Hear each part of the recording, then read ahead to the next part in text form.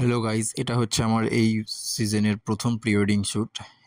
এই pre wedding শ্যুটের প্রথম location ছিল কুমারটুলি।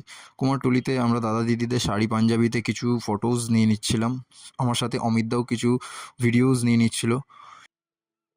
দাদা দিদি ফটোগুলো দেখে খুব আনন্দ পাচ্ছিল।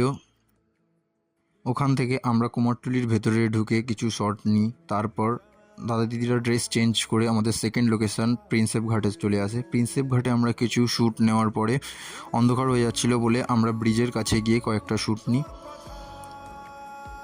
তারপর ওখান থেকে এসে আমরা প্রিন্সেপ ঘাটের মাঠের কাছে কিছু শট নিই।